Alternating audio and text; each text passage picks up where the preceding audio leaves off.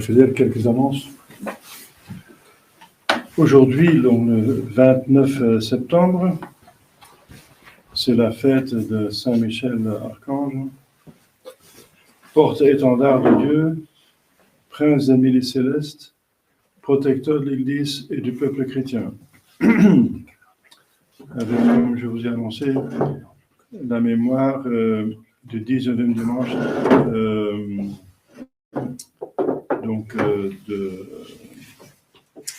après la Pentecôte. En France,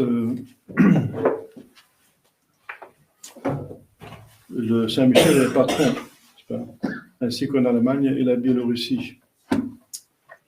Demain, Saint Jérôme, confesseur et docteur, donc c'est-à-dire père de l'Église. Mardi, c'est le 1er octobre, et octobre est le mois du rosaire. On récite le chapelet avec plus de ferveur et, si possible, les 3 chapelets. La litanie de la Sainte Vierge Marie, la prière Saint-Joseph du mois d'octobre, n'est-ce pas? C'est dans le livre bleu. Nous regrons à vous nos tribulations, bienheureux Joseph. C'est la prière que Léon XIII a demandé de prier à Saint-Joseph au moins le mois d'octobre. Alors, donc, le mardi, c'est de la féerie, avec mémoire de Saint Rémy, évêque. En France, il est évêque de Reims et apôtre des Francs. Comme vous savez, il a baptisé Clovis, par lequel la France est devenue officiellement chrétienne, catholique. Mercredi, les saints anges gardiens. Jeudi, Sainte Thérèse de l'Enfant Jésus, Vierge, patronne des missions, et encore en France, patronne secondaire.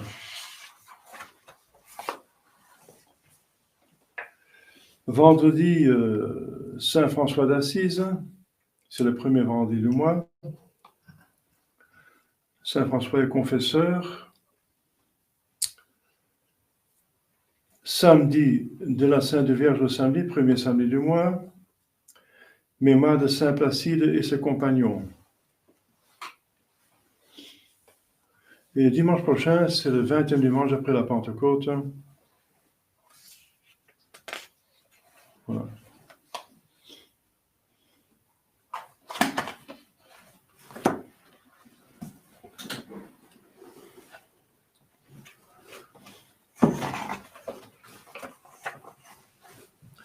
Au nom du Père et du Fils et du Saint-Esprit, ainsi soit-il. Chers fidèles, aujourd'hui la fête de Saint-Michel Archange, qui pour nous est assez importante, surtout pour nous qui nous approchons plus que d'autres temps, forcément de la fin dernière, de la fin de temps. En tout cas, tout le monde a compris qu'actuellement, on vit la fin d'un temps. Ça veut dire le temps après le Moyen-Âge qui va se terminer avec un châtiment et qui va être le début d'une ère d'or de la chrétienté, de l'Église catholique, l'âge d'or de la chrétienté, avec le grand pape et le grand monarque. Le grand monarque. Et Saint-Michel joue un rôle, n'est-ce pas? Il est important pour nous. C'est le chef des archanges, des milices qui combattent le mal et que nous aident, qui sont l'ange gardien des communautés. Nous avons tous un ange gardien, les individus, n'est-ce pas, les personnes, mais il y a aussi des anges qui protègent les communautés. Donc Saint-Michel Archange, c'est l'ange gardien de l'Église catholique. Et aussi dans l'Ancien Testament, c'était l'ange gardien des Israélites, du peuple élu de Dieu. Alors, Saint Michel est un archange. Qu'est-ce que ça veut dire un archange? Un archange est un ange. Et un ange, ça vient du grec angelus.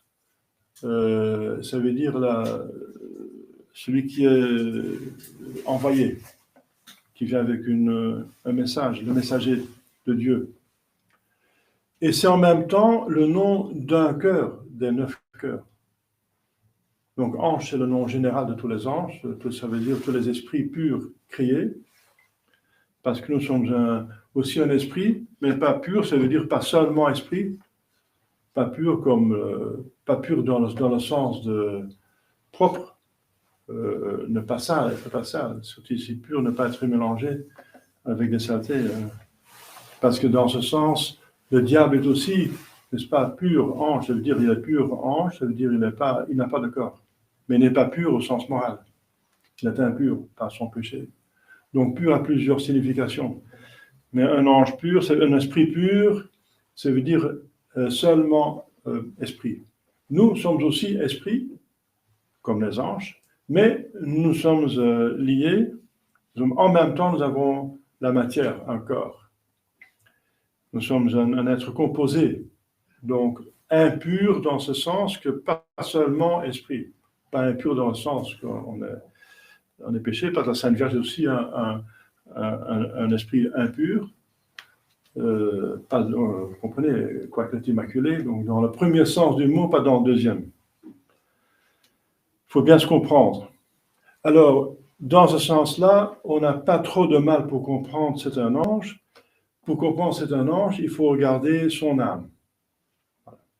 Un ange, c'est comme notre âme, mais sans corps. Et notre âme, on la connaît parce qu'on vit. C'est notre vie, on est âme. C'est notre pensée, notre vouloir, c'est l'âme. Et il impère le corps. C'est l'âme qui dit, c'est ma volonté, mais on a des gens qui disent ce que je fais avec mon corps. Donc vous voyez, il y a une distinction entre celui qui guide le corps et le corps lui-même. Celui qui guide le corps, c'est l'âme. C'est la différence entre nous et l'animal, qui n'a pas d'âme spirituelle comme nous, qui n'a pas de pensée comme nous, et qui ne peut rien inventer, qui n'a pas de volonté libre, et qui est dirigé par les instincts, déterminé par tout ce qui est sensible. Quoiqu'il y a des hommes qui vivent comme des animaux, mais c'est autre chose. Ils ont encore librement choisi pour faire ça, quelque part, parce qu'on a toujours la volonté libre, n'est-ce pas? Mais si on veut comprendre ce que c'est un ange, on peut l'intuiter en voyant notre âme, comme on peut intuiter ce qui est Dieu, dit saint Augustin, en voyant notre âme. Parce que notre âme est créée, justement, nous sommes créés à l'image de Dieu, et c'est justement notre âme. Parce que Dieu est esprit, bien sûr infini, nous sommes esprits limités, comme les anges sont des esprits limités. Nous sommes encore plus limités que les anges parce que nous sommes limités par le corps. Les anges peuvent se mouvoir partout. Mais nous, notre âme est liée au corps, l'âme est là où est le corps. Mais l'ange n'est pas là où est la matière, il est partout où il veut. Comme nous, on peut, avec notre âme, penser à ce qu'on veut, on peut penser à l'Afrique, penser au Canada, penser à la France, penser à l'Argentine, on peut penser...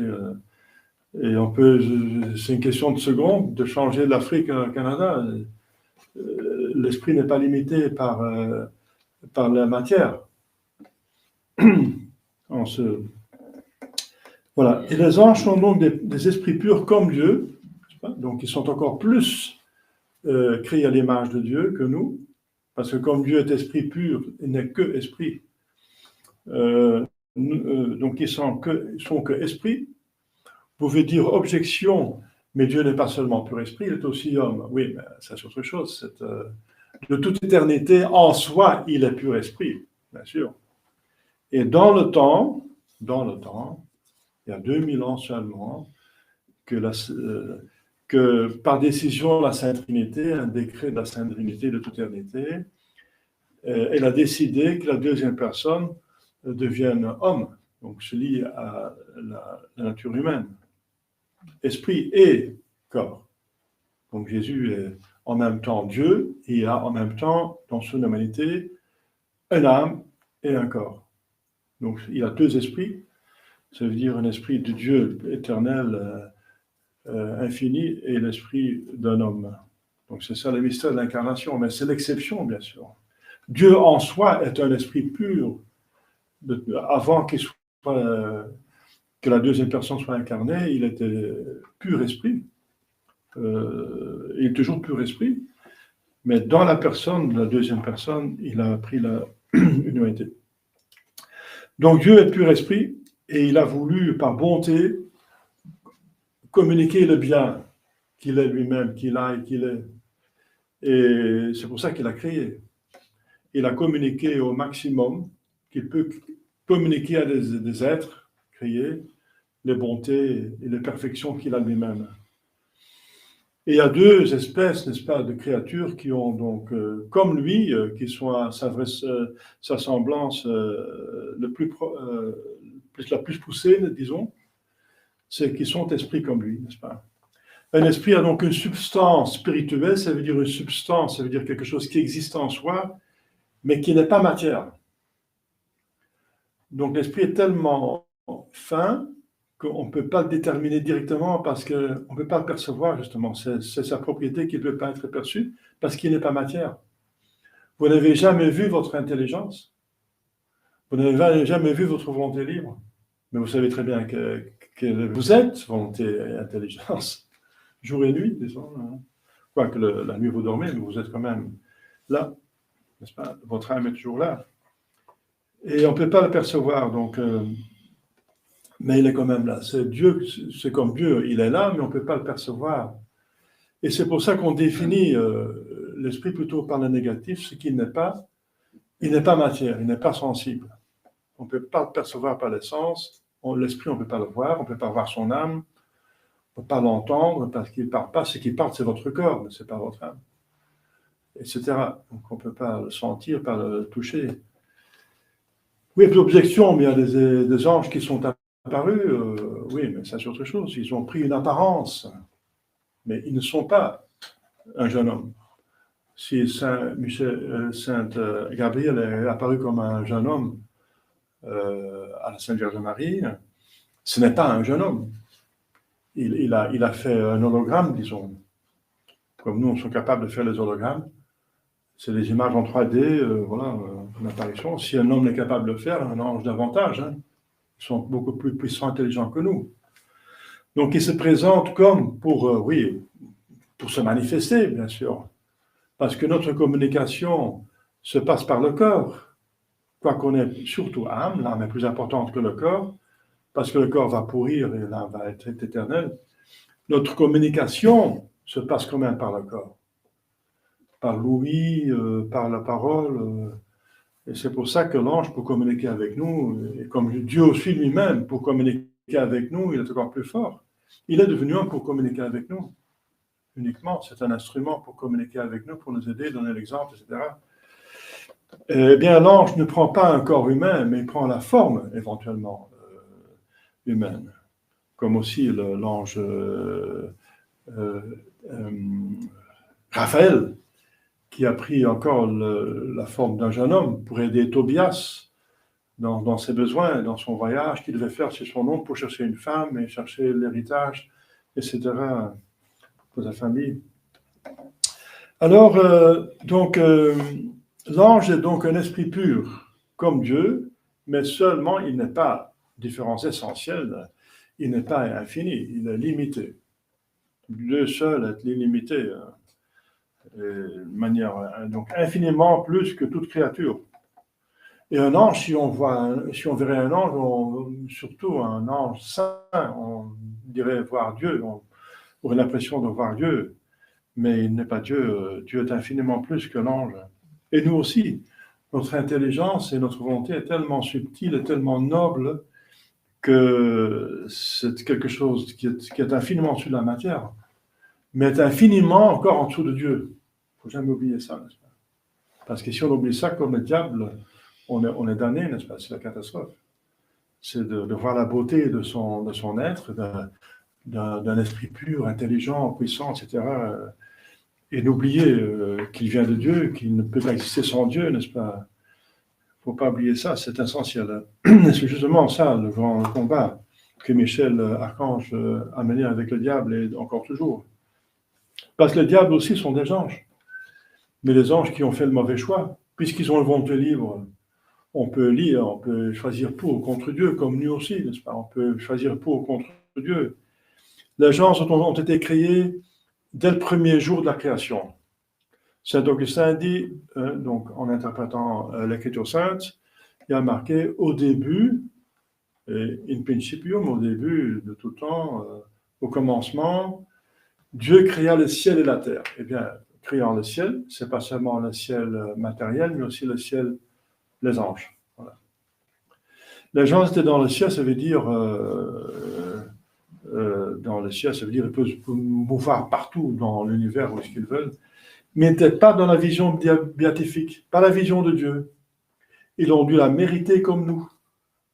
Et ils ont eu une épreuve, et les théologiens disent l'épreuve, c'était qu'ils devaient accepter l'incarnation, accepter la décision de Dieu que la deuxième personne se ferait homme, et que cet homme sera le roi de l'univers, puisqu'il est homme-dieu.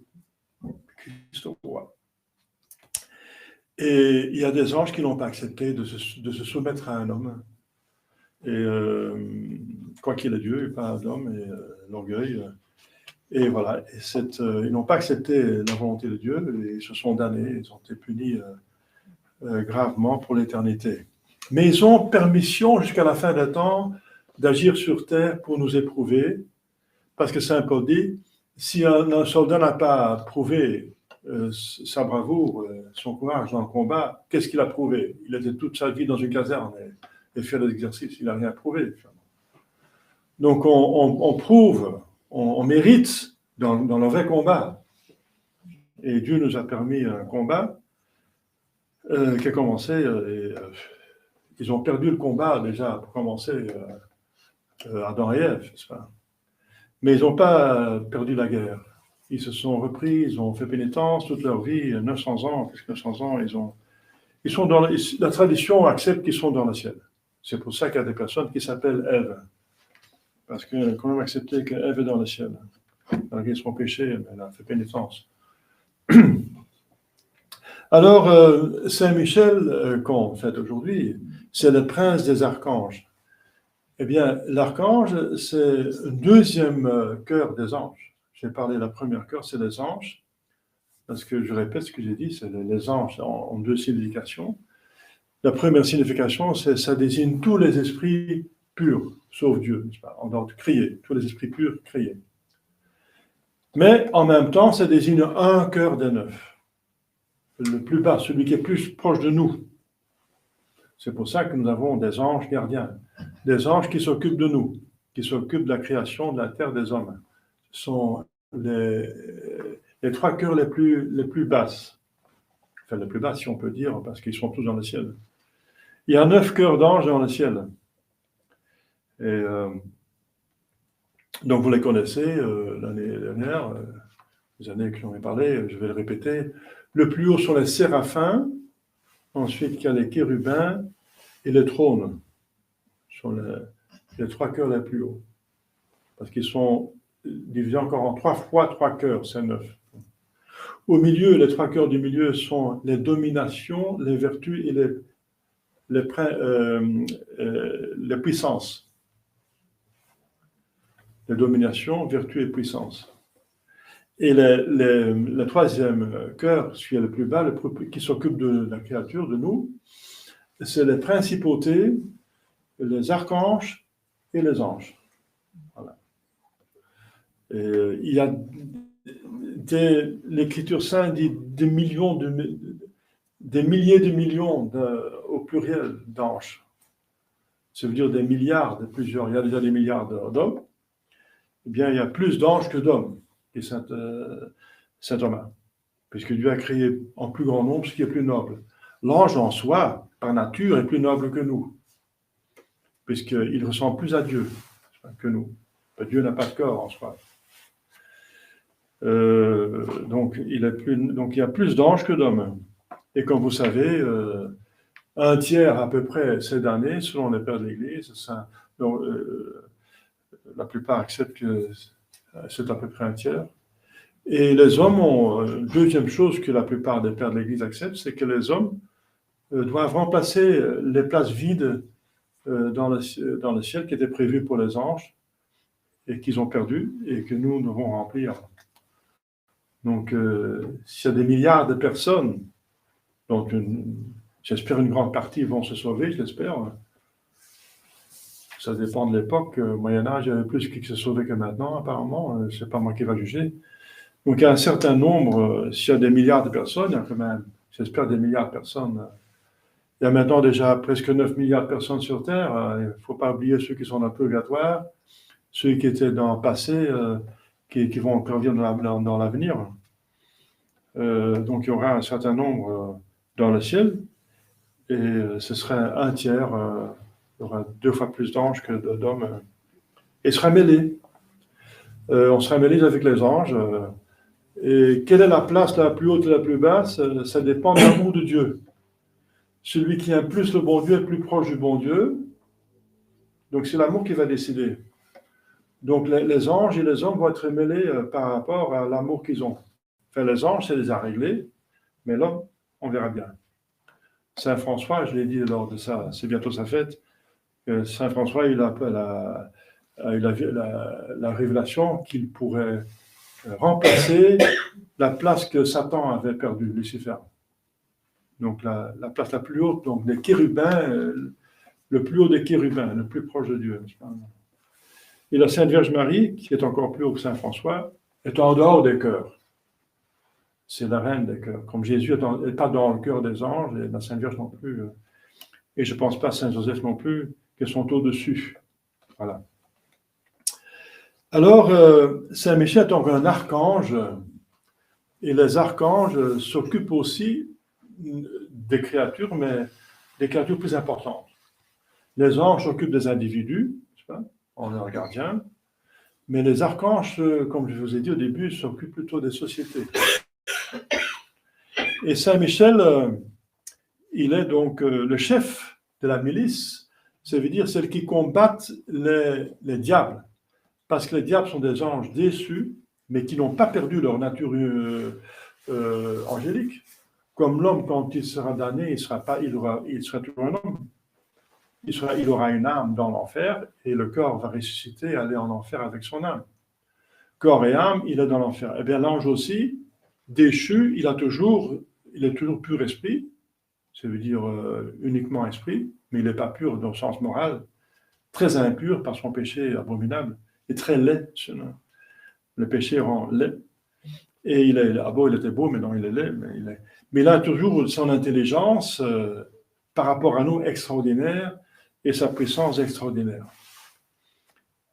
Parce qu'ils peuvent, les anges gardent la créature, pas seulement les hommes, les planètes, etc. Donc ils sont très puissants, n'est-ce pas? Ils peuvent mouvoir la matière, même des matières énormes, comme les astres. Donc l'ordre dans l'univers, c'est réglé par les anges, parce que Dieu, sa providence, fonctionne par des créatures. Surtout les anges, mais aussi les hommes, etc. Parce que les parents prennent soin des enfants, etc. Donc, comme vous savez. Alors, Saint Michel Archange est donc le chef de la milice céleste. Et pourquoi il est important? Eh bien, on le voit dans l'Apocalypse, qu'il s'agit de l'avenir, et on est dedans, que Saint Michel va avoir ce pouvoir. Encore une fois, dans le passé, déjà, il a eu le pouvoir pour terrasser le diable qui s'est insurgé. Ce n'est pas Dieu qui l'a terrassé, parce qu'il a humilié le diable qui a péché par l'orgueil en le faisant terrasser par un ange qui est en dessous de lui. Parce que, comme je viens de dire, Lucifer c'était le plus haut ange, et il était terrassé par celui qui était beaucoup plus bas, ça veut dire dans l'avant-dernière l'avant-dernière cœur, mais qui était le chef, l'archange, mais qui a reçu le pouvoir de Dieu, n'est-ce pas, et parce qu'il était humble. Justement, une des fruits, n'est-ce pas, d'aujourd'hui, l'évangile, c'est l'humilité. Jésus en parle, de l'humilité. Il dit, il faut être comme les petits-enfants. Si vous voulez aller il demande qu'est-ce qui est le plus grand dans le ciel. Mais Jésus va encore parler d'autre chose. Il dit, qu'est-ce qui va aller au ciel? Pas le plus grand, mais entrer dans le ciel. Parce que voyez bien ce qu'il y a dans le texte. Si vous n'êtes pas comme les enfants, vous n'entrerez pas dans le ciel. Non intrabitis elenum celorum, pas du tout. Donc il faut absolument l'humilité pour pouvoir entrer dans le ciel. Et alors, pour répondre à leur question, qu'est-ce qui sera le plus grand parmi les apôtres, les élus, n'est-ce pas, dans le ciel? Nous sommes appointés par vous pour devenir vos ministres, n'est-ce pas, dans votre royaume. Comment sera la répartition des portefeuilles? Qu'est-ce qui est ministre des Finances, des Affaires étrangères et intérieures? Quels sont les postes, n'est-ce pas? Alors, qu'est-ce qui sera le plus grand à côté de vous dans le royaume des cieux? Et Jésus dit, le plus grand, c'est celui-là qui sera le plus humble sur terre. Ce sera le plus grand. Exemple, la Sainte Vierge Marie, n'est-ce pas?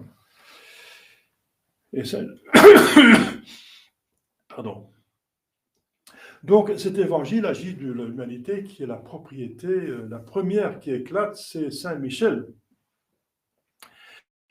Et en quoi consiste cela? Eh bien, regardez l'orgueil de Lucifer, comparez les deux.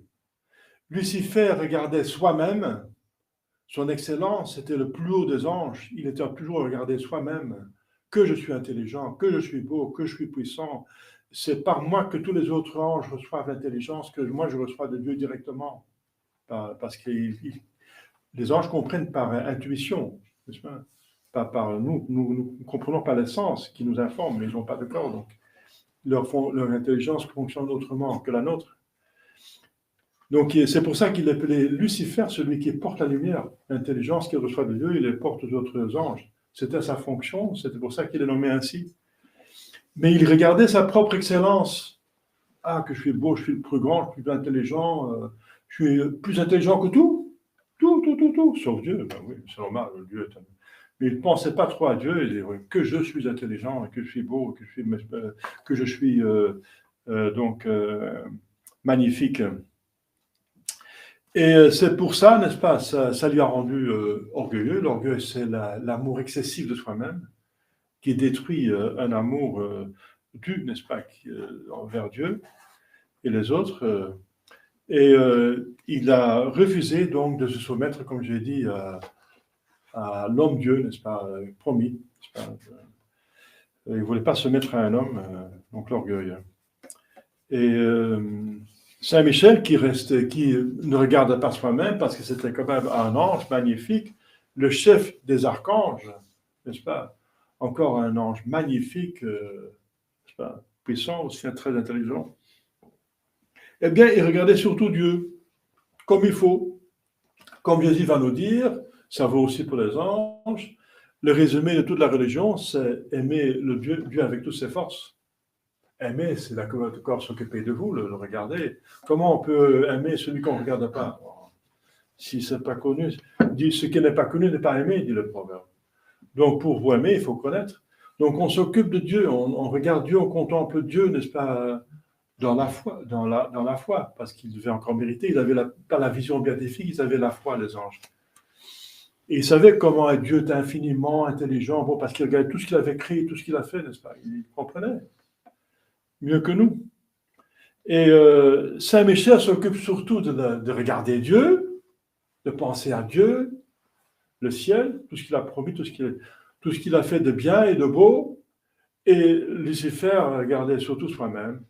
Ah, je suis le plus beau, moi, etc. Et vous voyez le sort que ça a donné pour tous les deux, n'est-ce pas? L'un, il est bien heureux, et l'autre, il est tombé dans l'enfer. Il disait... qui est comme moi, n'est-ce pas, du diable? Moi, je suis le plus beau, et je ne me soumets pas à un autre, un homme. La poussière, c'est un animal, n'est-ce pas? C'est un corps, n'est-ce pas? Comme un animal. Je ne vais pas soumettre à un être comme ça. Et Saint Michel va répondre, et c'est son nom, justement, qui est comme Dieu? Qui est comme Dieu? Infini, n'est-ce pas? Infiniment. Mais si vous êtes le plus grand de créatures, c'est encore comme rien par rapport à Dieu. Comme rien. Puis la différence est toujours infinie. Comme rien. Et le diable n'avait plus rien à dire. Il était foudroyé par cette expression dans l'enfer. Et donc ce que Dieu fait, il ne change pas d'avis. Dieu est inchangeable. Saint Michel a combattu le diable au début, il va le faire toujours. C'est pour ça que Saint Michel est très important pour nous maintenant, ici et maintenant, parce que le diable a reçu, vous connaissez cette prophétie qui a donné cette vision de Léon XIII, qu'il a vu que le diable a reçu beaucoup de pouvoir sur terre. Eh bien, quel est la remède? Eh bien, Léon XIII, dont on vient de parler, parce que c'est aussi qui a demandé de faire des prières en mois d'octobre, il a institué le petit exorcisme, n'est-ce pas, de Léon XIII, en invoquant Saint Michel Archange, et s'appuyant sur l'Écriture sainte, l'Apocalypse, où dans le chapitre 12, le texte dit que c'est Saint Michel qui va combattre le diable et va le faire tomber, il va le vaincre, et il ne pourra plus gagner. Alors, pour nous, c'est important d'avoir cette dévotion à Saint Michel Archange. Donc, pour se sauver, n'est-ce pas, dans ces temps d'apostasie qui sont très durs, mais on a beaucoup de grâce. La mauvaise nouvelle, c'est qu'il y a beaucoup de mal, mais la bonne, c'est qu'il y a beaucoup de bien aussi, et c'est le bien qui l'emporte toujours, n'est-ce pas? C'est Dieu qui a la dernière parole. Il y a beaucoup de bien. Et voilà, donc le pape, comme le chef de l'Église, inspiré par le Saint-Esprit, il a directement donné la solution, c'est Saint Michel Archange. Priez Saint Michel Archange. Vous avez le droit de prier cet exorcisme, n'est-ce pas? Moi, je la prie tous les jours pour ma mère, pour mes fidèles, et pour tout le reste, pour les hommes de bonne volonté, tous les jours. Et les fidèles peuvent le faire. Et le ciel lui-même a donné le deuxième remède que vous connaissez très bien, c'est la Sainte Vierge Marie. La Sainte Vierge Marie qui est venue plus qu'avant, beaucoup plus qu'avant, apparue, n'est-ce pas, 19 et 20e siècle, parce qu'il y avait une attaque extraordinaire du diable avec son suppôt, n'est-ce pas, la franc-maçonnerie, qui a même introduit l'Église, intrus dans l'Église. La solution, la Sainte Vierge Marie, avec tout ce qu'il a demandé, le chapelet dont je viens de parler, le scapulaire, la médaille miraculeuse, la dévotion de prier samedi, la consécration, etc., la dévotion selon Saint Louis-Marie de Montfort, etc. Donc, et voilà, la solution est là, n'est-ce pas? La dévotion à la Sainte Vierge Marie jusqu'au summum donné par Saint Louis-Marie de Montfort, la dévotion parfaite, et ne pas oublier, bien sûr, d'invoquer Saint Michel Archange, n'est-ce pas, pour le protéger spécifiquement contre le diable. Et voilà, donc c'est très important. On va prier Saint Michel, n'est-ce pas, qui s'occupe de nous, n'est-ce pas. Et il y a une fête première classe, donc l'Église porte beaucoup d'importance à Saint Michel, première classe, pour l'invoquer. Donc j'espère que vous l'invoquez déjà tous les jours avec vos anges gardiens, et Saint Joseph aussi, mais je parlerai une autre fois, très important, parce que justement Saint Joseph, c'est le patron de l'autorité, il était l'autorité à Sainte Famille, et cette crise actuelle, c'est une crise d'autorité. Abus d'autorité dans l'Église et dans la cité, n'est-ce pas? Abus d'autorité. Donc c'est lui le patron de l'autorité, celui donc la clé de la solution. Si on suit Saint Joseph, on utilise son autorité de manière pour le bien commun, c'est comme il faut. Un bon pape, un bon monarque va venir, c'est ça la solution, n'est-ce pas? Mais pour ça, il faut d'abord la conversion, donc l'humilité. Sans humilité, on ne va pas dans le ciel. Donc ça va ensemble. Le combat contre le diable et l'humilité, ça va ensemble. Parce que par l'orgueil, le diable a un pied à terre de notre âme, de notre corps. Ne lui permettez pas l'accès, ne donnez pas un accrochement, un pied à terre dans votre âme. Et soyez humble, c'est beaucoup à dire parce qu'on est orgueilleux par conception, par le péché originel. La concupiscence passe par le péché originel, n'est-ce pas? Mais il faut combattre. Il faut combattre les pensées, les désirs orgueilleux. Il ne faut pas acquiescer Et m'unité comme devant Dieu, comme on est humble, comme on est petit, n'est-ce pas, infiniment. On vient de rien par nous-mêmes, par rapport à Dieu, on n'est comme rien. Et pour faire son bonheur, on a besoin de Dieu. Donc, en tout cas, de toute façon, on dépend de Dieu totalement. Voilà, demandons et prions Saint Michel Archange pour devenir plus humble et ensuite être plus fort pour combattre le diable. Et le combattre, ça veut dire ne vouloir rien à faire avec lui, n'est-ce pas? Le chasser avec le pouvoir de Dieu. Au nom du Père et du Fils et du Saint-Esprit, ainsi soit-il.